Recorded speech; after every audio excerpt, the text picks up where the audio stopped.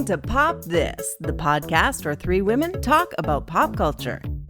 Here are your hosts, Lisa Christiansen, Andrea Gin, and Andrea Warner.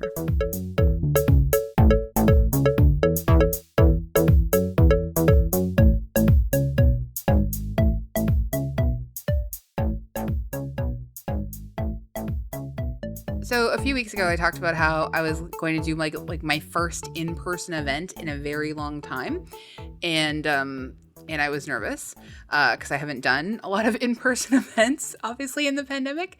And this specifically, like I had to give like a reading, and I also had to teach a workshop, and I intended to do so like fully masked, and I did. And it went pretty well. Like I was like a featured guest at the Rehearsal Festival in Summerland, BC. And I'd never been to Summerland before. Have you guys ever been? I've been to Peachland, but never Summerland. It's nearby. Yeah, I just drove. Mm-hmm. I've driven through it, but I've never stayed there. It's really cute. There's like a sort of like a old town and a new town. But it's honestly, it's just like a lovely little space. And our little motel that we stayed in, it had this pool in the back that went maximum like 4 feet deep. And while we were the only two people who got into the pool at like 3:00 the day we arrived because it was so hot. And these two folks who were staying at the room next to the pool were sitting outside smoking with their 3 cats on leashes.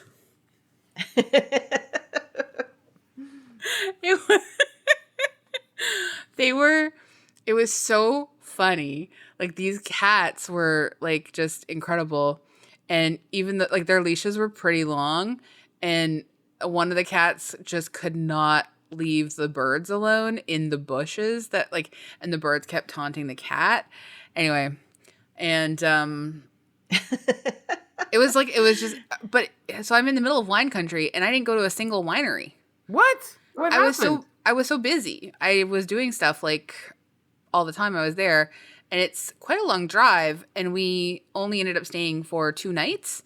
So were you planning to stay longer? Originally we had hoped to maybe stay like a 3rd or 4th night, or like go to Kelowna and see a friend, or like whatever, like just like, you know, have a bit more time because it's like such a long drive. And the intense fires in Karamias had just like sort of like just died down a little bit and allowed the road to reopen like that in that one route.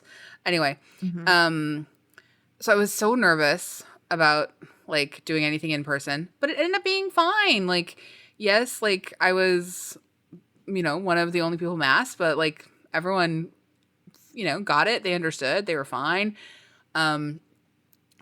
Doing a full 1.5 hour long talk, and then or maybe it was an hour long talk. I can't remember. It was an hour long talk maybe. And then like I thought I was supposed to read at the beginning, and then we got to the end and I hadn't done any reading. So I was like, okay, good. Maybe I don't have to read. It's fine. I can't take a drink of water because I can't move my mask. So I was kind of parched. And I need to figure out a straw system. Anyway, and then the wonderful librarian who was doing the talk with me was like, oh, well, you know, do you want to read now before we end the thing? And I was like, it's okay. Like, you've all been here for so long. It's fine. And then the audience was like, no, we want to hear you read. So I was like, okay. And I gotta say, that was really nice. You want the full value out of this author visit. It was a free event, but it was a really nice thing to like. Also, they had to bring extra chairs into the room. I don't want to brag about myself, but I felt really good about it. I was worried maybe 5 people would show up, but we had like 30 in the room. So it was really nice. It's like your own J-Lo documentary here. Yeah, that was my version of my halftime.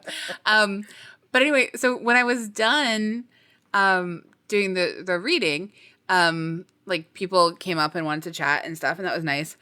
And this one man who was like older, like maybe in his mid-60s, decided that he wanted to just offer some advice. And he was like, just so you know, like, you should never turn down the opportunity to read. And I was like, wow. He's wow. like people Thank you, people want to hear. stranger. He's like people want to hear you, like it's good for like you should never take that like turn that opportunity down. And I was like, yeah, man, I know, but like I. Wow. One, I'm sorry you had to respond to this question. I was just like, I appreciate that, and I know that people want to hear me read. It's just, in a mask, it's a little much. But also, honestly, frankly, I like that I am mildly self-deprecating, and I'm fine with it. It's not. You said that to him? Yeah. Well, I didn't. I stopped at the whole like, thank you for your feedback. I understand that I should it's nice to read, but I'm good. Thank you, sir. Yeah. I didn't go into the mildly self-deprecating thing. But he was the second man that weekend. Another man. It's always. Another man, also in his probably like late 50s. Another writer and I were talking, and this writer, she's about 10 years older than me. And she's been a comedian for a long time, but she's starting to do more writing, and she's feeling really vulnerable about it. So she was joking about how she just like mostly hopes people don't hate what she has to say. And I was like, dude, very relatable feeling. Don't worry about it. Like, I get you. I understand it.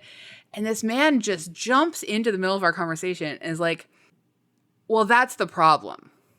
You two have to remove that kind of language from your vocabulary, and then it won't matter what anyone thinks. And I was like, well, we're allowed to feel our feelings about this. Like, if, we're not actually looking for your comfort or anything, like, or your feedback or your thoughts or anything out of your mouth at all. Anything. He was not a part of the conversation. Mm-hmm. He just had to throw himself in there, and then spent like a good 3.5 minutes lecturing us about how we have to remove negative self-talk from our vocabularies, because that's the only way to like live your best life. And I mean, the woman was so funny. She's just like, I'm a comedian. Yeah. And also, negative self-talk is not necessarily that you have negative feelings about yourself. Sometimes it's just an acknowledgement of how you are treated externally by other people. And it's good for us, healthy for us to name those things as we talk amongst ourselves, Anyway, oh my God. Mm-hmm. I was at an event once. I can just share the exciting things that older men say to you. Yeah. And I was at an event, and a Writers Fest event, and after, somebody said, "Oh, I recognized your voice from being on the radio." And I said, "Oh, thank you." And he said, "I just wanted to let you know yours is one of the very few voices by a woman that I don't hate on the radio." Oh, God. Yep. Well, thank you, sir, for that backhanded compliment. Yeah, and, exactly. Yeah. I had absolutely nothing to say after that, except for just looking at his wife with sheer pity and just walking off. Like, what in the world would possess you to walk up and say something like that? Like, why? How? Anyway, I gotta say, like, fill a book with these things. I know. I listen to a lot of different podcasts, obviously. And sometimes some of the hosts who are women will read the things that men write to them about how annoying their voices are. Mm-hmm. And oh my God, it's just... Well, honestly, think about what Jane Lynch... Remember that tweet that Jane Lynch said? You were away, Lisa. You might have missed the whole thing. Oh, I must have. A few weeks ago, Jane Lynch, in all her wisdom, decided to like tell everyone that, like, hey, ladies, or whatever, basically, maybe like just adjust your pitch. Like she like volume shamed and pitch shamed women. She was like, I just can't stand listening to some women. Like, what are you contributing to the conversation, yeah, Jane exactly. Lynch? Yeah. What, should like, they not talk? Is that what you're trying to say? Oh my God! That's she awful. got roasted on Twitter. Yeah, it was so funny. Good. This is when I love Twitter the most, is when people just say something extremely, extremely silly and ridiculous, and are contributing sort of like unknowingly to like inherent and like implicit misogyny. And then Twitter just spends the afternoon roasting them. It's great. Yeah, agreed. Good one. Yeah. Well, I'm sorry for your interactions, I have to say. Well, the rest of the festival is great. I love the festival so much. That's not on the festival. It's just these two guys.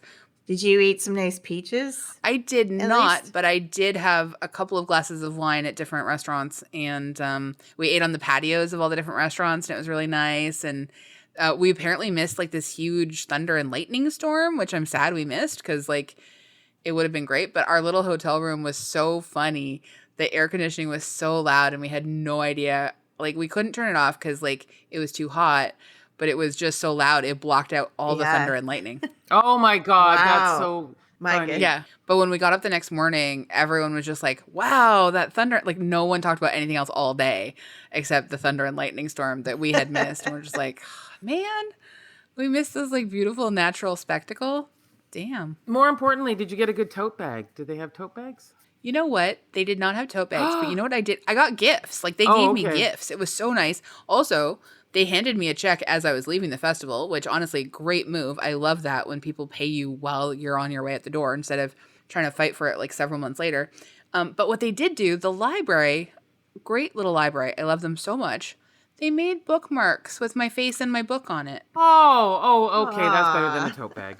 It's so much better than a tote bag. I loved it. Yeah, exactly. That's lovely. Yeah, I loved it. Wow. Anyway, there's no good segue to this except that we did talk about women's voices, and we did talk about a little bit about podcasting. And this show has a very distinctive woman's voice and a lot of podcasting.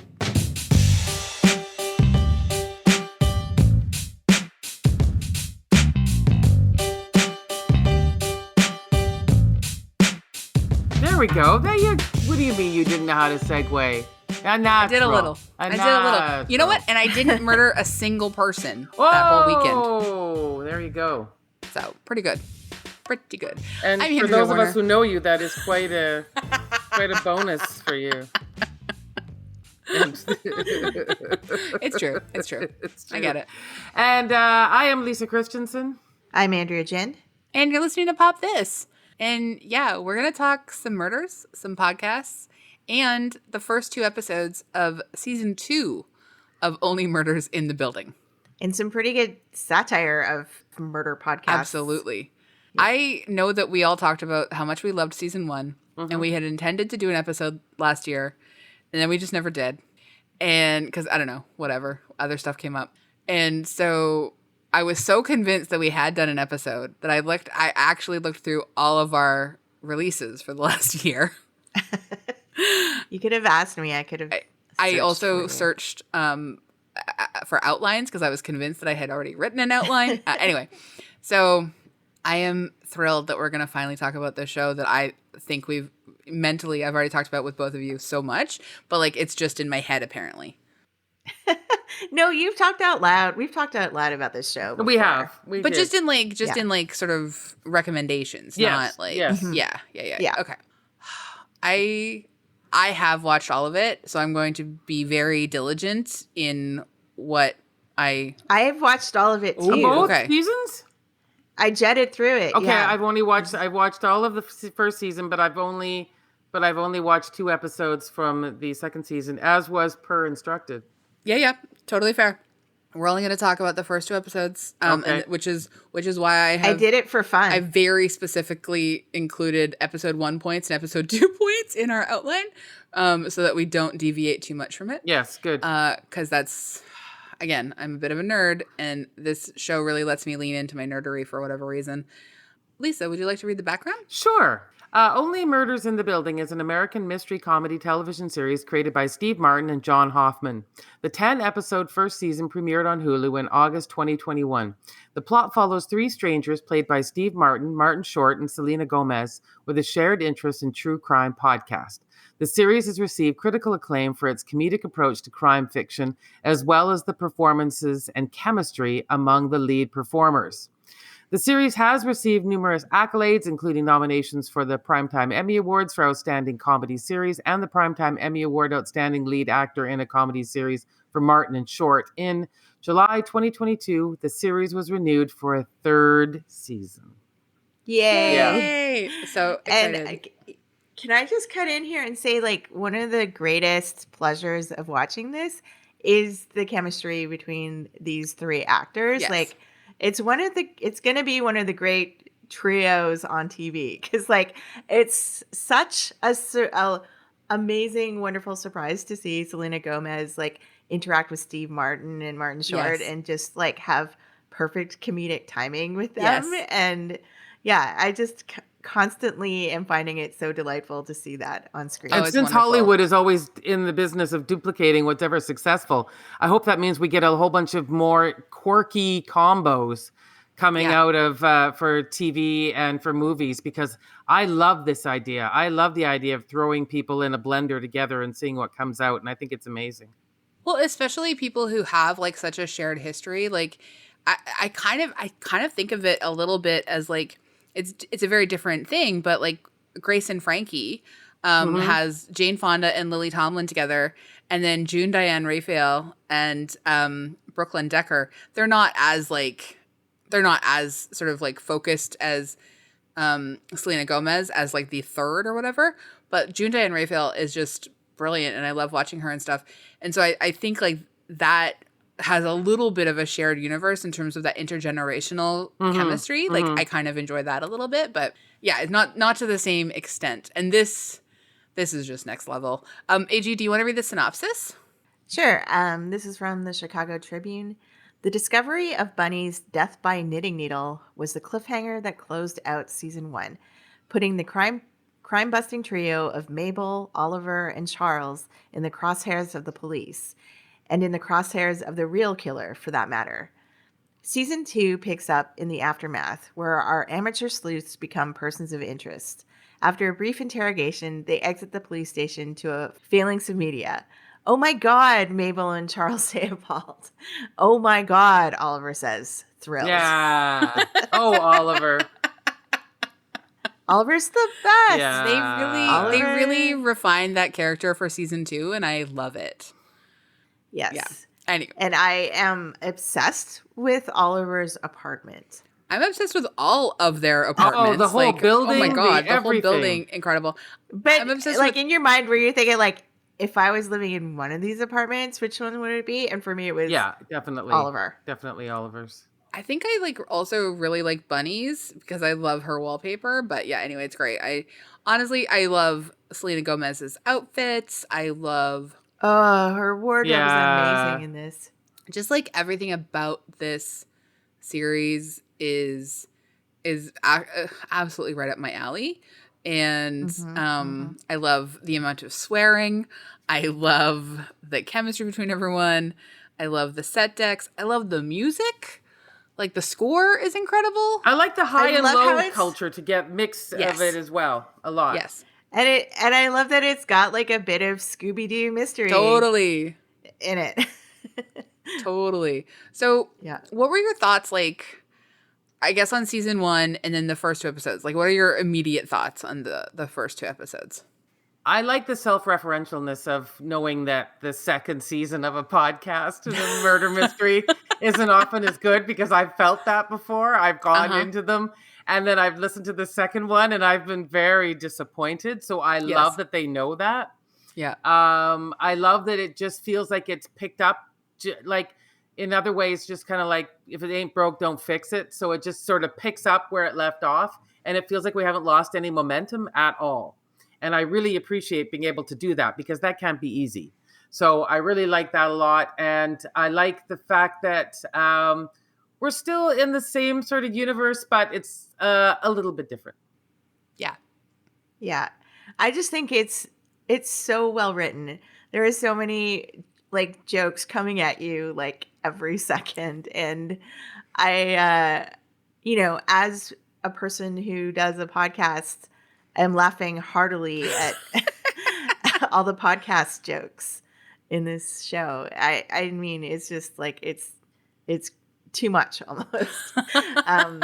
But yeah, no, like I'm just thoroughly enjoying everything about it because I've never really sort of seen Selena Gomez on screen acting in anything before. And You mean so you weren't watching I'm Wizards of Waverly Place all the time in your mid-30s? Neither no, was that I. That's fine. But yeah, she's been a real delight to sort of see on screen and see like her character development through season 1 and, season 2, and just kind of, reappreciating Steve Martin and Martin Short as a comedic duo. Because I kind of like hadn't seen them together on screen for a while either. And so it's just, this familiarity that's like, oh yeah, these guys are like legendary comedians. Yeah. This is, yeah. I loved the character of Bunny so much. And so I was very sad that she was the murder victim. But I think that they do such a great job of, in the same way that like Tim Kono, the murder victim last year, sort of becomes a character of the entire series. Like Bunny's still a character. She's still present, and so I'm so happy and grateful for that. And I just like, I love that the success of their podcast has made them sort of like little mini celebrities in their own rights for season 2. I love that self-referential thing about how the season 2 of any podcast is like, always harder and more disappointing and more convoluted and stuff. And they sort of mimic that structure a little bit for like all of season 2. I'm not giving anything away to say that, but like, lots of people have lots of things to say about season 2 of the show. And I think the show writes basically for that, like it's very clever. And I really do love when the three of them come together in any scene. Like, I just think it really is kind of a special magic. Like we saw like at the end of season 1 when they're celebrating together and they're on the roof, and like you could kind of feel like that they really had built something over their 10 episodes or whatever it was. And season 1 or season 2 really picks up on that with the three of them arrested together. Of course they're arrested together, even though Mabel's the one who like has the dead woman in her apartment and the knitting needle, etc. Like, it's just like keeping them together all the time, I think is good. And like, yeah, they're all going to have their own separate storylines and stuff, but like when they come together, it's just extra special. Yeah. I also really like the mysterious casting of people like Sting and Amy Schumer. I think that's really like, I love that idea that you just don't know who's, and I think, did I hear that Paul Rudd was going to be in season 3? He sure is. Yeah, there you go. I can't wait till you get to the end of this season, Lisa. Okay. I'm very excited for you to get to the end of the season. Yeah, I'm honestly like... It just like, it hits so many buttons, like even like you talking about the character of Bunny and being sad, like you just get attached to these even like recurring characters. And it's just like for Bunny, for me, it's like this, her story is the idea of this New York life where you live in a nice apartment with, vintage wallpaper, and you've lived there most of your life, or in her case, her entire life. And you go to like a local sort of dinery restaurant and eat, the same thing pickles all the time. and eat the same thing all the time. And the waiter knows you, and, you walk around the block with your friend, and, it's just kind of like that classic New York story that we always, read about or see on, read about in books or whatever. Yeah, it's just kind of really pulled at the nostalgia kind of heartstrings. Well, it's depicting like a certain kind of New York that like is very romanticized, but also like feels familiar, and it feels like aspirational. A little bit, like without being too pompous about it. Like I also, oh my God, I just love Shirley MacLaine. Yeah, with all of my heart. Yes. I do too. I adore her. I mean, I watched Terms of Endearment probably far too young, and it just like. I've never seen it. Dude, are you kidding me? Are we really? You guys, Oh, we have to do it. that. We have to do it for like, Yeah. yeah, we have to do it. When did it come out? Just so we can like have an awkward... 1983, 19 something. I'd have to look it up. 83, you're right. Okay. 83. So next year it'll be 40. That's great. Well, then we should definitely do it this year for 39. Yeah. No. I mean, we may want to save it for like a Mother's Day next year because it's a very, it's a very specific it's a tearjerker sort of too. mother-daughter story. Oh God, it's devastating.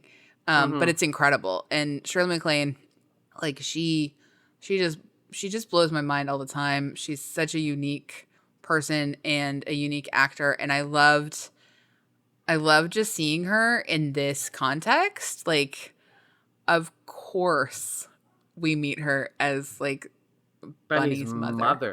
Well, and just as a quick aside, I was talking to a friend of the podcast, Bridget Watson, and mentioning that Shirley MacLaine was in the new series, and she said, "Oh, I had to deliver food in an old job she had.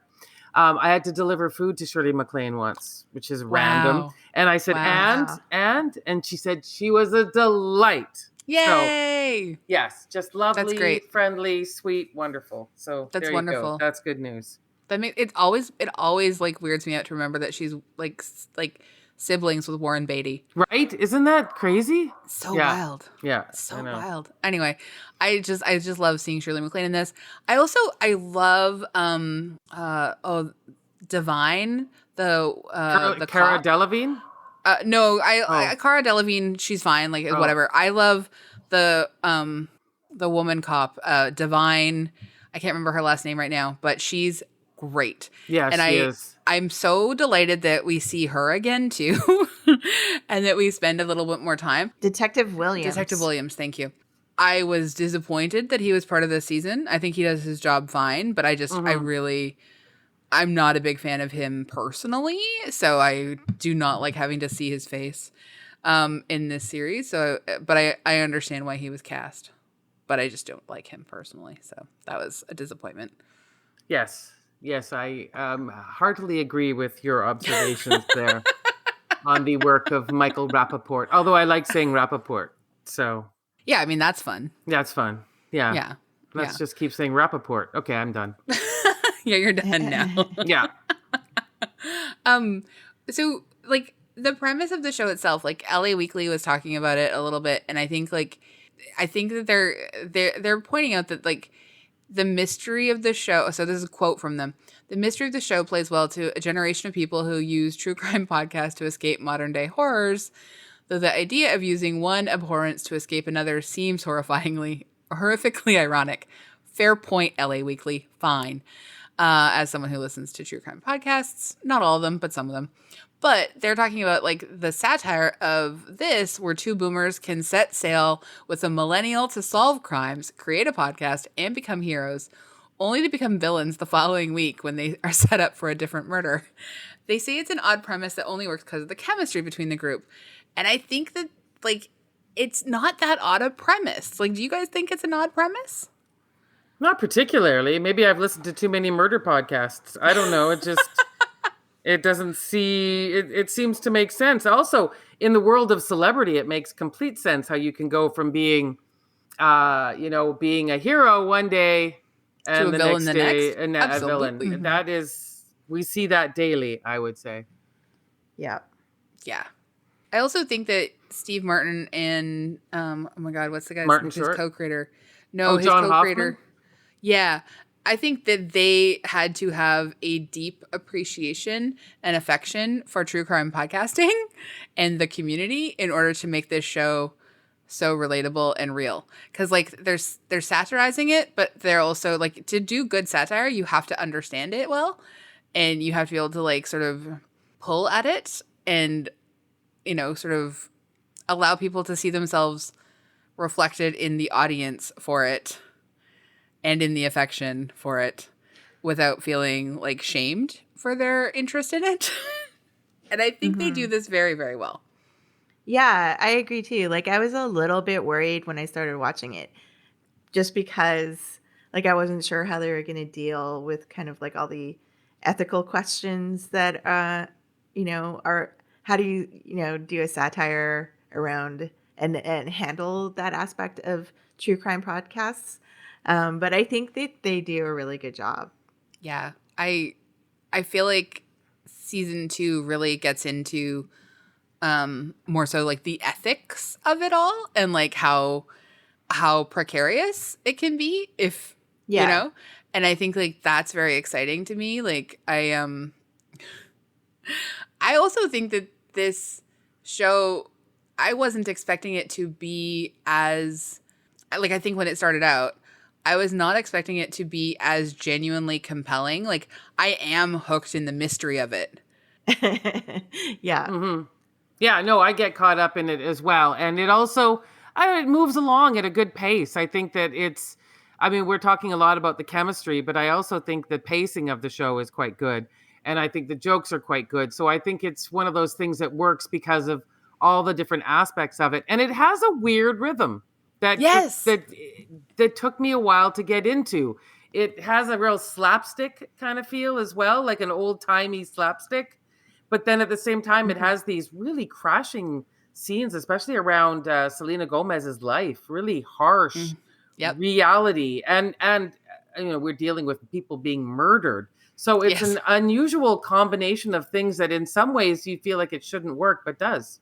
Yeah, exactly. Yeah. Yeah, it's a really good way of putting it. And it does feel contemporary as well as vintage. And I think that that's such an intriguing balance to strike. Like, because I would assume a lot of us have, if we haven't read like Steve Martin's previous works necessarily, we've seen his films, we've seen some of his scripts and stuff like that. Like we know he can be a little bit dated in some of his references sometimes. Like he's obviously very funny, but like I feel like maybe it's in combination with him and John Hoffman that like that's been sort of key to like how like just relevant and timeless this feels.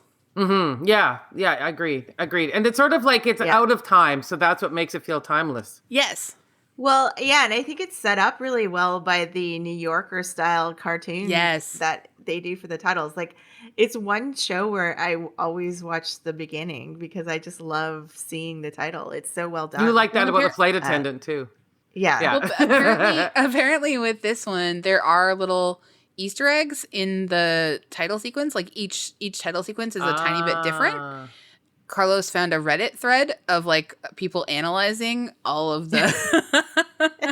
Well, yeah, that's the thing. Like, I feel like this could be something that I watch like again because I'm not necessarily like focusing on the mystery itself because I'm so distracted by like all the jokes, the gorgeous apartments, Selena Gomez's outfits, and like all these things that are happening that it's a little bit like hard to focus on the mystery at hand all the time. So I feel like I might go back and revisit it probably at some point in the future. Well, especially just to like think about where the clues are being laid out and dropped and like the little Easter eggs that you're not noticing necessarily the first time around. Like I thought that like a season 1 rewatch would be quite fun too. Maybe I'll save it all for next year and rewatch season 1 and 2 before season 3.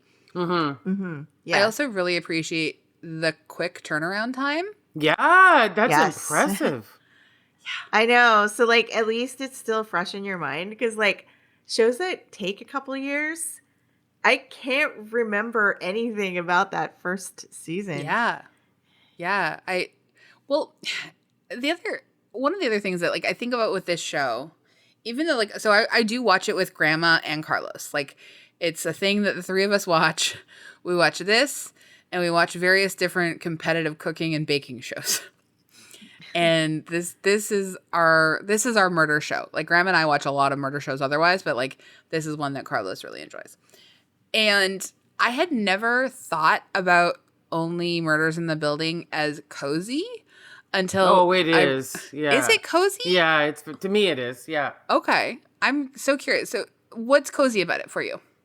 It has a sweetness to it. It's like everyone is is a lovely person on their own, and they're caught up in something, and it's the scenes. It's the same way I feel about Frasier. I find Frasier a very cozy show, and it feels almost like Frasier to me. Interesting. Interesting. So interesting. AG, do you think of it as cozy? I don't know if I would have used the word cozy, but I can see what Lisa's saying. For sure. Yeah, like I guess I had not thought about the sweetness of the show itself. I think because it does have so much swearing, and I love swearing. So I'm not saying that as like someone who's like, oh no, they said the F word. I just think they're very liberal with it, and I love a show that has good swearing in it. And it's so funny, and it's so acidic, and like the characters all do have like a different sort of slight level of selfishness that like I enjoy. I still think they're nice people, and like, but like the whole thing of like they didn't invite Bunny in to like celebrate. They just took the bottle of champagne and closed the door in her face. Yeah, and you know what I mean? Like that's like that. Like so, I hadn't thought of this show as cozy, but like it is obviously. Like I agree with what you're saying, Lisa, and I agree. Like Film School Rejects is the sort of writing that was alerting me to like there is a coziness to it, and like of course I'm responding to that, and I think I had just like let that in my mind. I had instead attributed that element to the chemistry between the three of them. Mm-hmm. Like I had supplanted that. Can you imagine kind of accidentally not realizing someone wanted to come and join you for a celebration and taking their gift off them and slamming the door in their face, and then them turning up dead in your deceased? apartment an hour later? Yeah. I cannot, thankfully. No, I can't see that happening to me either.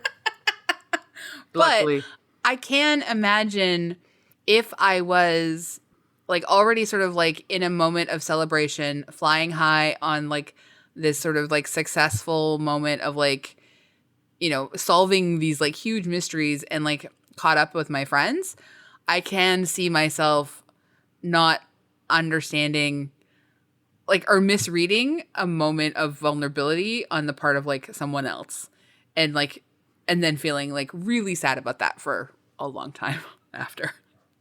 Yeah. Once I had clued in. I can see myself doing that. Yeah. I agree. Yeah. Me too. Well, because sometimes you just get caught up in your own stuff, and it's not bad. It's just the way it is. Or you make assumptions like this person doesn't like me, and so you would never Historically, assume that was true. Bunny had not liked them. Yeah, and so it would never occur to me that someone who I thought didn't like me very much would want to spend time with me. I know. But it's so sweet when she turns up in like their merch. Like I don't know. I love that I love that we get some Bunny time this season, and I wish we got more. Now, one of the other things that Film School Rejects mentioned, which I'm very curious about how you two feel about it, they think that season 2 is better for minimizing the actual podcasting framing. Oh, interesting. Yeah, I mean, I have to say from like a producer's point of view, like I sometimes like get a little bit like, you know, get a little stressed at the way that they're recording in season 1, and I'm like, who's editing this? Yes. Like, that's like so much work. Yeah. And like you know, like they didn't really set up the stage properly. Like those apartments really have high ceilings, and it looks a little bit more like the Prairie Home Companion sometimes when they show it. They're not. Yeah. They're also not like writing down any paper notes or anything about like how things should be assembled together. And so, yeah, I feel like taking this sort of constant idea of like the recording of the podcast out of the show has reduced my stress level a little bit in season 2. I'm very glad about that for you, because I do think about it. I thought about it a lot in season 1, and I was just like, oh my God, AG would lose her mind if this audio quality was coming into her. Like, it would be. Yeah, and I don't like season 2 the way that they're recording everything into their phones without also making notes about like what goes where or what order. But I noticed Martin like, Short with the Zoom recorder, which is what I use. So yes, that was pretty impressive. Exactly. Yeah. He's at least grabbing things on Zoom. Yeah. He's not sort of also like marking any places, whatever. It's kind of pushed to the side. So it's like, I don't think about it as much. So it's fine. Okay, that's good. There was a lot of outcry when Steve Martin and Martin Short were nominated for Emmys, and Selena Gomez was left out. Yeah, that doesn't seem right. Yeah, because she's just as equally a big part of the reason this works. If it was just the two of them, I don't know if I'd be as interested. I'll be honest. No, I don't think so either. Yeah. No, I think they were really smart to mix in to make it something a little bit more unusual. But I also think that they get more to work with than she does, and that's something that could maybe start to change more in season 3. I think it'll change in season 2. Like it changes. Oh, okay, because I'm not 2. there yet. Okay. Yeah. It changes a bit in season 2. I think she gets a lot more to work with this season. Yeah. Yeah. Well, I mean, like they both have entire careers of, jokes to make jokes about, and like that's a lot of the charm of them in the first part. But yeah, Selena Gomez does get like Mabel becomes more multi-dimensional in season 2. Yeah, because season 1 I find her just kind of sulky and and for good reason. I'm not saying there aren't good reasons for that, but that sort of beautiful loner is kind of a cliche, so it's fun to see her get to expand on that. Yeah. Mm-hmm. I don't think Cara Delevingne necessarily adds much to the show or anything. But I'm not mad at her being there. And I love, I'm always going to love like bisexual representation on TV. Like, I think that that's really important. And I love that, like, it's nothing for Mabel and Alice, and the two, like Charles and Oliver, have their moments of reaction, but that's it. And then it's like a nothing sauce for the rest of the series, which is nice. Mm-hmm. Yeah. I don't know because I only watched the first 2 episodes. Sorry, Lisa. I didn't mean to say anything like that. But I didn't give anything away. I swear to God. Only the fact that she'll be there for the whole rest of the series. Well, I didn't say in what capacity. That's true. She could be a murder victim. That's right. We have no idea. I don't know. You're right. I shall hold on to that idea that I don't know. Then that's better. Okay. Yeah. I mean, that's definitely better. Yes. There's just like there's so many exciting things, and I like. What do you all think of Tina Fey's performance as the podcaster? Basically, as Sarah Canning, but playing Cinda Canning. Yeah. Yeah. I mean, I think this is a role that Tina Fey was absolutely born to play.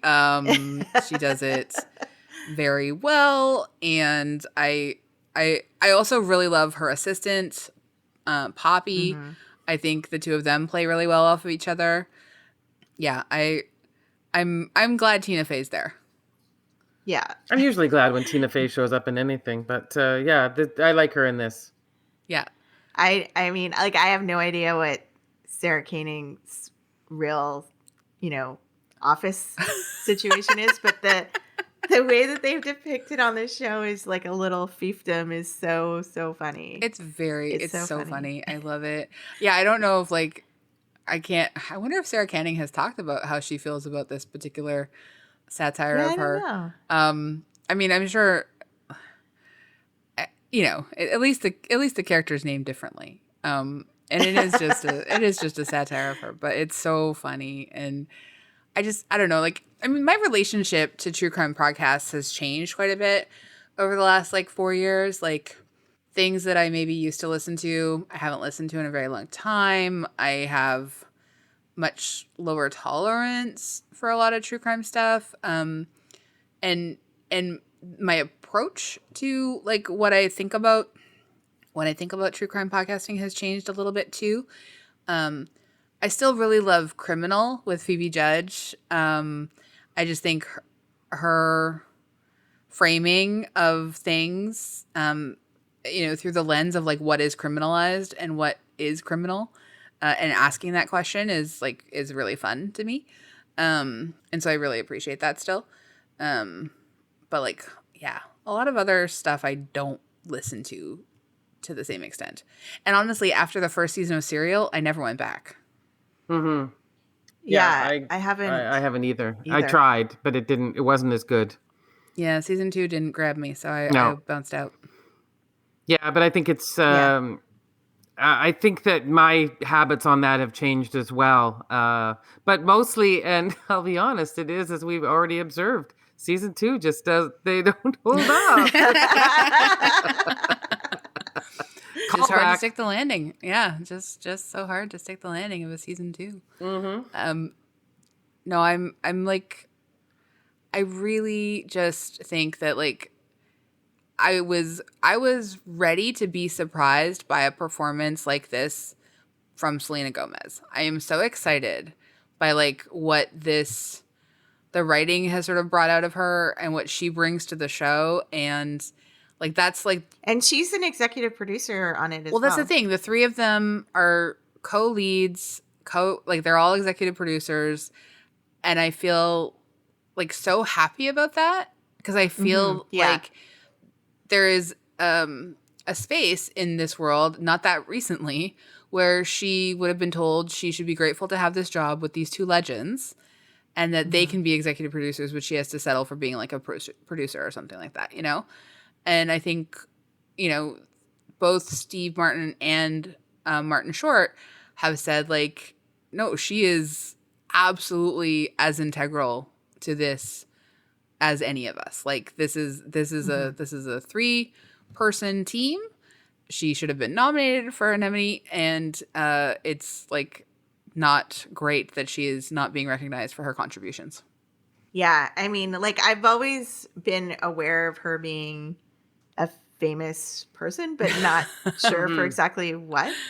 Well, she is like a very famous musician, and yeah, she's a singer, and she also has like this beauty line and this huge foundation. Well, yeah, I was just gonna say that just me not being aware of it was just because I'm like so much older and not, you know, with it. But recently, watching this show and then discovering her beauty line, Rare Beauty, she's making some good products. Yeah.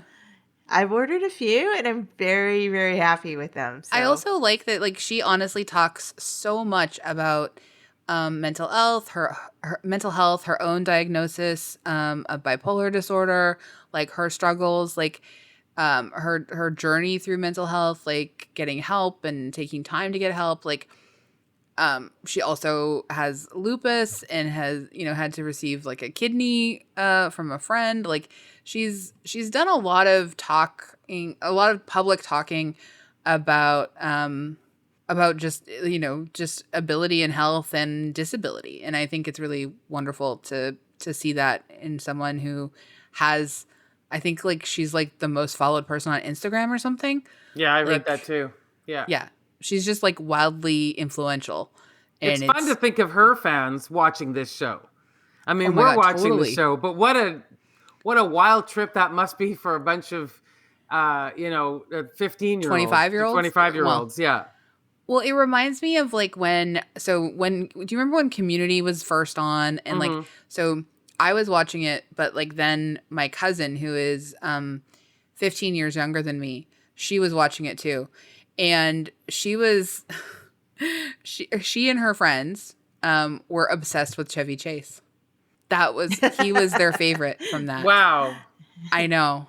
And I was like trying to understand it. And they were just like, no, it's like he's like so out of touch. It's hilarious. And you know what? Yeah. Sure. So of course. There you go. You know what? So of course. Martin Short and Steve Martin get another career resurgence. It's amazing. I love it. And I'm very happy because I actually got to meet Martin Short. He did come to work. And, fun. And he was lovely. So, yeah. That's so great. There we go. Yeah. Honestly, one of the most fun concert experiences I've ever had is going to see Steve Martin and the Steep Canyon Rangers. Oh yeah, his bluegrass band. Yeah. He's very talented as a musician, and I love his banjo work. I know.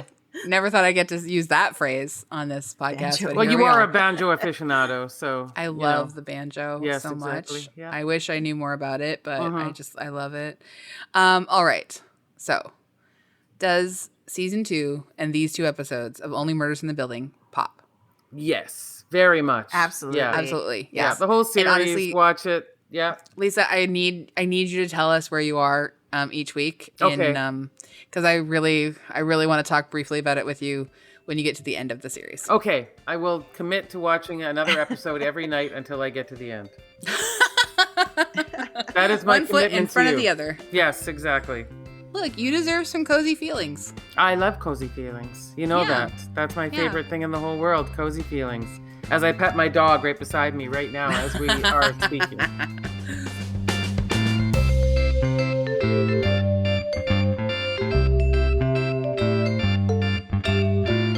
Well, we love to leave our episodes on something we recommend. Lisa, tell us about your cozy feelings. For what you're going to recommend. Okay, I'm recommending a book, which, we're going to be moving into the book reading sweater weather. And I was recommended to read this book by a friend of mine. There couldn't be enough reviews on here telling me to read it. It's called Sorrow and Bliss. Has anyone heard of this? By Meg Mason? No. It is a pretty incredible book, I have to say. I don't want to say anything more about it, but let's see some of the reviews here. There's too many of them for everybody. There's Anne Patchett, who I really love. I was making a list of all the people I wanted to send it to until I realized that I wanted to send it to everyone I know. The Guardian said, "It is impossible to read this novel and not be moved. It is also impossible not to laugh out loud. Extraordinary." That's all I'm going to say. It's about a woman who's struggling with her feelings and with her life and the choices she's making. So I'll say that about it. Awesome. Thank you. Great recommendation. AG, what about you? I want to recommend watching The Rehearsal. It's Nathan Fielder's new show that's out on Crave. It's stunning, and it almost, like, I watched the first 2 episodes, it nearly killed me. It's like it's incredible. It's the concept is that he's helping ordinary people rehearse for difficult moments in their lives, and he hires like actors and builds sets so that they can recreate the situation and practice it with him and prepare for like any possibility that might happen. And it's so funny. It's like kind of a documentary reality show comedy. It's like unlike any show you've ever seen before in your life.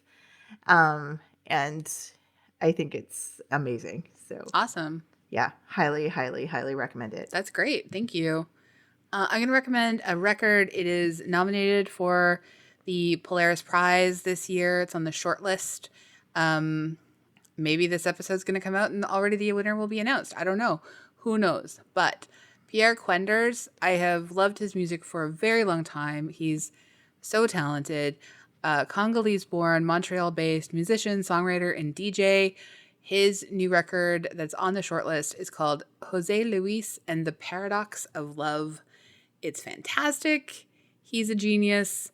I cannot say enough good things about, like, just his music is so interesting, and he's singing and rapping in, like, I don't know, 5 or 6 different languages, and there's all these influences all over the place, and he's just a genius. And also, this is just my own thing, but like, he's also an artist who really presents a complete package, who always has the best photographs of him, which is important to me because I always have to put a good photo with an article.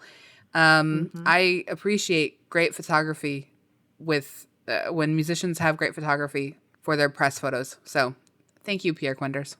Yeah, I've been listening to that album too. It's amazing. I love it. So good. So good. I think I've heard a few songs and I have agreed. I agree with you completely. Yeah. Well, everyone, thank you so much for listening. We hope you have enjoyed this episode. You could rate and review us 5 stars. 5 stars. 5 stars. We love our 5-star reviews. And thank you to Andrea Gin, who produces this podcast and co-hosts it. And that means it doubles up all the work. So much work for AG. So much work. But at least you're just not walking through life making voice notes on your phone. I am not doing that for you. Just like sending them to me. No, I not yet. Never do that. Not yet. Until we start our murder podcast. But thank you all so much for listeing too. Can you imagine we start solving just like some neighborhood crimes? Yeah, we'll get out there. Yeah. Yes. Thank you, everyone. Thank you.